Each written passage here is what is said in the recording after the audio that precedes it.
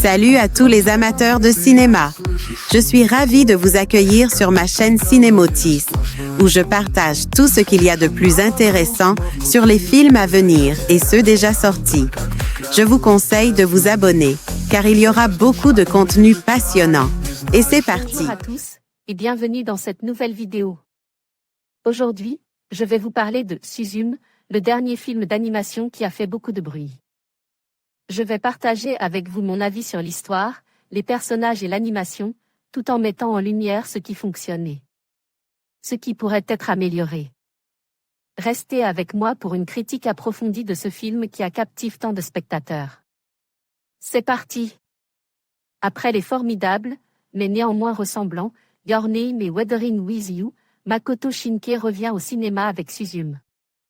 Suzume no Tojimari. Sélectionné officiellement à Berlin, montre en avant-première à Paris en présence du réalisateur, son nouveau long-métrage à bouscule. Le box-office japonais pour faire encore mieux en termes d'entrée que ses précédentes réalisations. Et pour cause, Suzume est un grand film. Suzume est une jeune fille vivant avec sa tante dans l'ouest du Japon. Stalkant un beau garçon, elle va découvrir que sa mission est de fermer des portes se trouvant dans des endroits en ruine pour empêcher le mal de frapper la région. Mais suite à un incident, l'homme se retrouve transformé en chaise. Et seul un chat pourrait l'aider à retrouver son apparence. Suzume va alors traverser le pays en quête de l'animal, multipliant les rencontres et fermant elle-même les portes pour éviter que le Japon soit encore victime de tremblements de terre.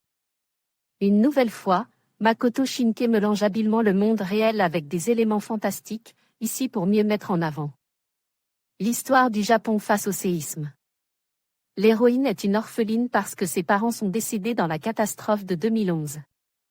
Son voyage l'emmènera vers l'est du pays, lieu de la catastrophe.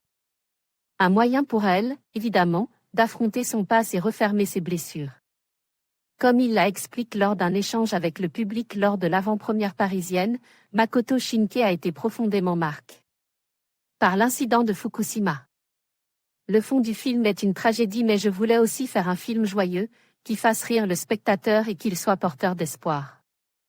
Le résultat affronte donc frontalement la catastrophe.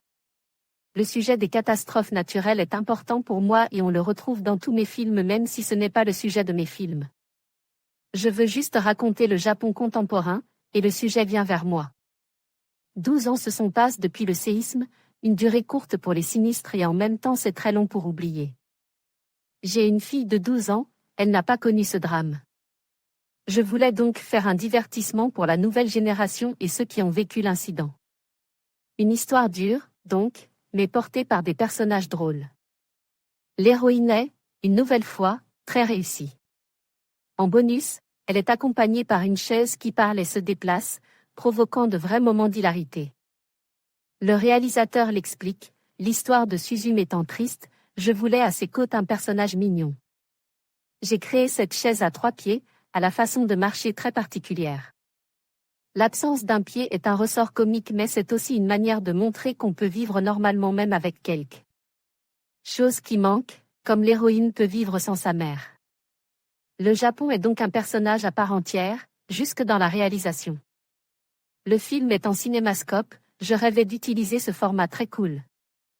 Pour montrer l'ampleur du voyage, les largeurs des îles et les paysages, le cinémascope me paraissait la meilleure solution. L'animation est une nouvelle fois sublime, Makoto Shinkai poussant les curseurs de la 2D un peu plus loin qu'auparavant, cette lumière. Toujours en réutilisant au detail près de véritables décors. La somme de tout cela est un film aussi drôle qu'émouvant, qui jongle habilement entre la modernité et les traditions japonaises, évoquant avec style un événement dramatique. On n'en menait pas large à la sortie de la salle. Alors nul doute que le film de Makoto Shinkai touche le Japon en plein cœur. Suzume, de Makoto Shinkai sorti en salle le 12 avril 2023. Voir cette publication sur Instagram, une publication partagée par CloneWeb. @CloneWeb, actualité, critique, le film de la semaine, top actu critique, Superman jeudi 10 juillet 2025 à ne pas manquer, actualité. Red Sonja, la bande-annonce jeudi 10 juillet 2025 actualité, nos vidéos, rencontres, séries, top actu Spilvan, rencontre avec Makoto Sumikawa Andan, Hiroshi Watari mercredi 9 juillet 2025 critique, le film de la semaine critique, Odeur mercredi 9 juillet 2025 actualité, critique, le film de la semaine, top actu critique, Superman jeudi 10 juillet 2025 à ne pas manquer, actualité.